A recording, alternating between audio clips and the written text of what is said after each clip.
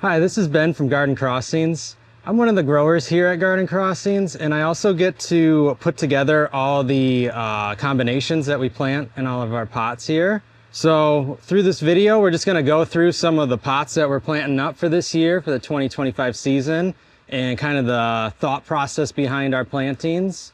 And we'll see if you guys like what we chose here. So I want to start off first by talking about the AquaPots we use. These are all self-watering containers. We use these so we do not have to water our pots every single day. A lot of our pots are around a really hot, so they do get really thirsty. There's always a big west wind coming through that dry the plants out. So having these pots are a real time saver. We only end up having to water these twice a week as opposed to every day if you didn't have one like this. And how they basically work is, got a little insert here. So these just sit down inside the pot. This is for a smaller pot. For a big one like this, you'd have a bigger insert. And they sit about halfway down in the pot. Up here is going to be your soil. And then down here is a reservoir for holding water. And what you do when you want to when you plant these pots is when you're filling them up with soil, you want to make sure you jam the soil down this tube here. That's what's going to wick the water up into your plants. And then you've got yourself a fill tube here. So when you set this in your pot, you're going to push your soil down, fill it up with soil. You're going to fill up with your fill tube. And then every pot's got a little hole, you can see right here. And once you get to that, once the water gets up to that hole, it's going to start draining out. That way, your pot will never be swamped out by too much rain. Say in the summer, you get 3 or 4 days, just a rainy season or something. You won't have those wet roots that just will start to rot then in your pot. So when you fill it up, you just fill it up till the water starts pouring out and you're good to go. What I always recommend is when you probably the first 2 weeks or so at least, I would also, when you are going to fill your water up with your fill tube, I would top water them also, because all these plants, the roots are still going to be really small and they're not going to quite make it down into this soil yet. So if you just fill it, some of your the roots might not get down there in time, and some of your plants might still dry out. So always top water for the first few weeks. So all these big AquaPots here, these are all for the very front of our garden center. The first two that we're going to look at here are 2 matching pots. They're going to go on either side of the big awning we have outdoors. So the plants that we chose for this one, all these are actually going to have a big thriller palm in them. Those didn't come in yet. We don't actually grow the palms ourselves. We buy those in from another supplier. We don't have them yet. So for that, I'm just using a gallon pot as a placeholder here. So that way, when the palms do show up, all I have to do is pull this gallon pot out. I might have to move the soil a little bit more, and then I can just pop that palm right in and it should be good. Once we have their palm in, we're going to go with Salvia Rockin' Deep Purple, another thriller. We're going to get some nice height on this one. Then we're going to go with a new geranium we're carrying this year, Solera Lavender. So these are the new geranium series that we're going to be using this year. So it's going to be kind of a trial with these in the pot. Around the geraniums, we've got Pink Lemonade Super Bells. And then for our spiller, around the sides, we've got Silver Falls Dichondra, which is a really cool one. I like this. They'll get really long. They'll go down to the concrete sometimes, so they look really cool blowing the breeze. So I'm just gonna start planting these pots up right now. One thing people say is when you're planting stuff, you wanna kind of break up the roots and everything, but personally, with an annual like this, I'm not gonna really take the time to do that. These roots are gonna root just fine. If you've got a perennial that you're planting in your landscape, I would definitely break those roots up. And a perennial might be in that pot longer inside a greenhouse, so it might be more root bound. But these annuals, typically they're only going to be grown on for 4 to 6 weeks, and then you'll be receiving the plants. So I would say you don't even have to do that. Another thing, I'll set this down here. You don't have to treat these pots like they're really, or these plants like they're really fragile. You can really kind of just manhandle them and they'll be fine. Especially when they're nice and rooted, they're gonna be nice and sturdy. Now, obviously, maybe a begonia or something might be a little more of a fragile plant you wanna kind of take your time with, but a lot of them, you can just crack the pot, pull them out, pop them in.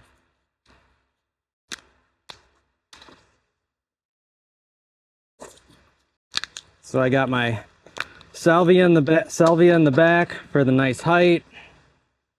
Geraniums are going to be my medium height here in the middle. If you're planting and you got some younger kids helping you, they can come around and pick all this trash up for you. So, and then I got super bells. These are going to be kind of more of a mounding kind of style in the front here, and they will start to spill a little bit too.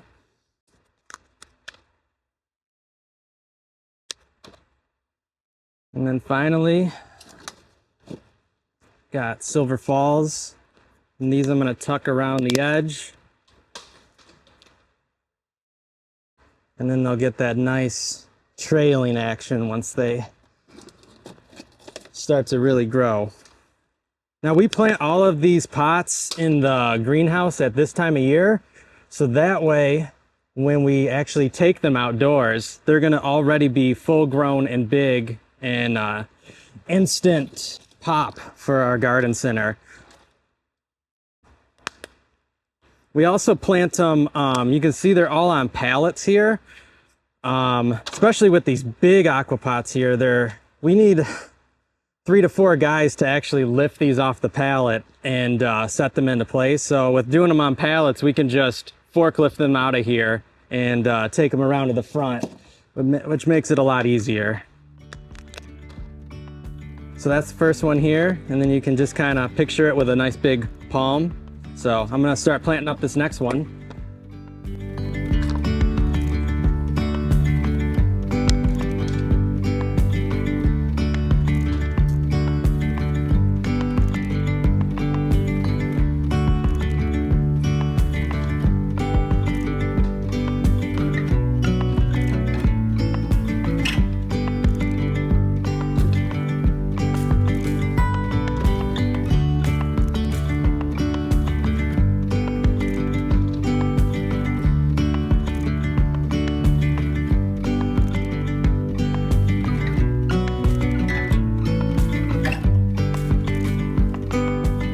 All right, so the next one we got here is kind of a different kind of combo. I like to call it my Halloween combo because of kind of got some oranges, got some yellow, some darks. When I planted this one, I think 2 years ago, and people were like, oh, that begonia's gonna burn in the sun and different things, but it actually worked out really good. So I'm doing it again. I like this planting a lot. We're gonna use, again, a big palm. And then for another thriller in front of the palm, Vermillionaire. It's gonna get a really cool little orange flower on this one. Next, we're gonna go with Begonia Nonstop Mocha Yellow. It's got here's a really nice shot of that yellow. Around for like my mounding, kind of sort of trailing, I'm gonna do Super Bell's Coral Sun. It's a really nice orangey, yellowish color. And then for the trailing, we're doing a sweet potato vine jet black. So another thing, if anybody owns these AquaPots and's planting them up, one thing that you want to make sure you do, or it makes it easier, is your fill tube here. If you line it directly up with your spill hole here, it makes it a lot easier when you're watering them, especially when these plants get really big. It's kind of hard to find that hole sometimes. So then you know, if you can look down, find your hole, then you'll find your fill hole. And then also when you're watering it, you can just look down once water starts coming out you're good to go. Otherwise, you got the hose trying to fill it and you're looking around for your hole. So just a little pro tip there. So we're gonna plant this one up, and I'm actually I'm planting it, it's backwards. I've got a lot of my fill holes facing the sidewalk, so it's easier for me to water them in the greenhouse. I'm sure at some point there'll be some video or nice photos of them all out in the landscape, all facing the right way, and then you can really see them then.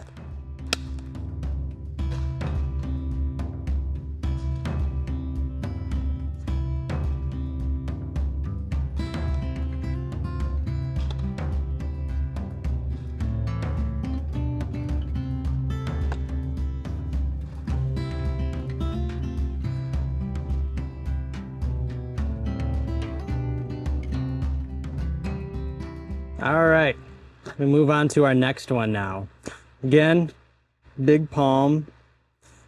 In front of the palm, we've got Angelonia, perfectly pink. In front of that, we're gonna do Broalia Endless Illumination, which is a nice blue one. And then we're gonna do, I believe this one is brand new for this year, Supertunia Tierra Pink. We get a lot of trial plants from 4-Star and Pleasant View. So I always get to use the plants like a year before you guys get them. So I kind of get mixed up on what's brand new for you guys as opposed to what we've already been able to use. But I believe this one's a new one for this year. So I'm going to try it in a pot. This one is a really aggressive one. I'm going to kind of equate it to like a bubble gum. It's going to get really big and spread really far, so it might be a good cost-effective one too. You might not need as many in a pot or in your ground landscape. You could really space them out and then they'll grow together. I've got 4 of them here. I don't even know if I'm going to use all 4 yet. I might only go with 3. I don't really want them to choke out all the other plants either, so we'll start with our Angelonia in the back here. You can see how nicely rooted all these plants are. So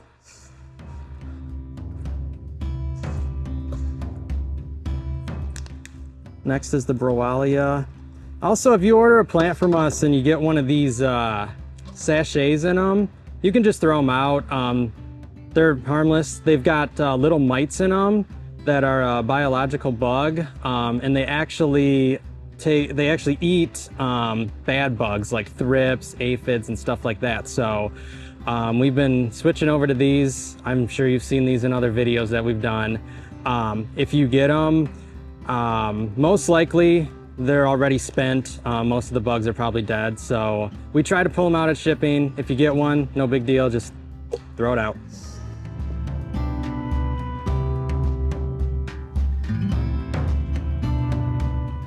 Oh, and then I forgot to talk about my last plant in here. We got Lismachia Goldilocks. This is gonna be our trailing one. I love this plant, really cool lime green foliage. And you can actually leave this in your landscape, even in the northern climates here, and 9 times out of 10, it'll come back. So I plant these in a lot of my pots at home, pull them out at the end of the season, put them in the ground, and then you got a really cool ground cover going. So I've been adding to my ground cover every year with this. So, and I've lost a couple here and there, but for the most part, they just keep coming back. So I really like them.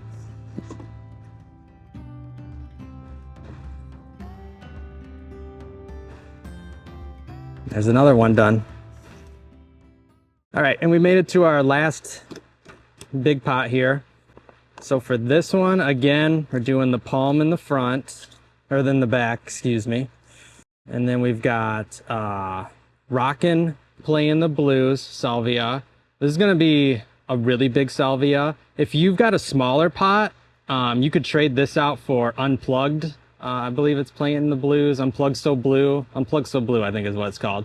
That's gonna be a better one for a smaller pot. Since this is such a big pot and we're gonna have a palm that's this big, I want this to compete with it and not get overtaken. So that's why I'm choosing the bigger one here.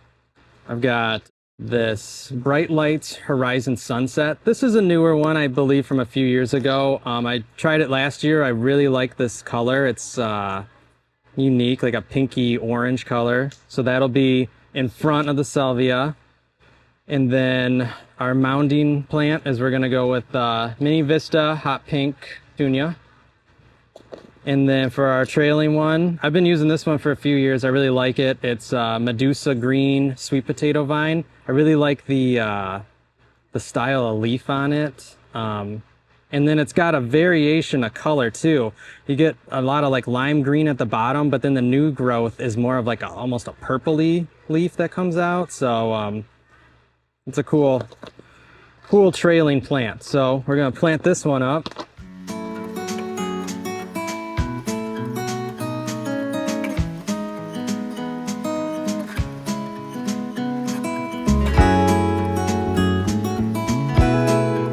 All right, so we got this one all planted up. I'm sure most of you know, but there is kind of a way to plant pots. I just want to go over that real quick. You got your spillers, your thrillers, and your fillers. So typically what you want to do is your thrillers are going to be at the back. They're going to be your foundation of the planting. And then you got your fillers, which are more of your mounding plants here in the middle. And then your spillers, you're gonna have off coming trailing down. So when you're picking out your plants, not only do you wanna kinda pick out the colors you like that are gonna go together, but if you follow this recipe, you're gonna get a aesthetically pleasing looking pot. If you put your thrillers in the front, you're gonna have stuff in the front that's really tall, and then it's just not gonna look right. So also, this is a lot of plants in a pot. You don't have to go this heavy all the time. We like to do it because we can, and we want a big show out in the landscape to get people in the store. But you could do half of these plants, and they will, by the time summer comes around, they will fill in. And if you don't like the look of soil, you could also, back when I worked down in Florida, we had some clients where they would just like the little dainty plantings. We'd only do a couple plants in a pot. But then we would get like Spanish moss and fill in between with Spanish moss so you wouldn't see the soil. And it's just kind of a cool look. I haven't done that yet here. I kind of want to do a pot like that one day just to kind of show you. Maybe next year we'll do a pot like that. But just a little different way you can plant up the pots. So yeah. Thank you for watching. If you have any questions or comments on today's video, please feel free to leave them below. If you are in the area of Zeeland, Michigan, we'd love to have you stop out and check out our Proven Winner Signature Gardens, where you can see all of these beautiful aquapots and planters put into use here at our landscapes.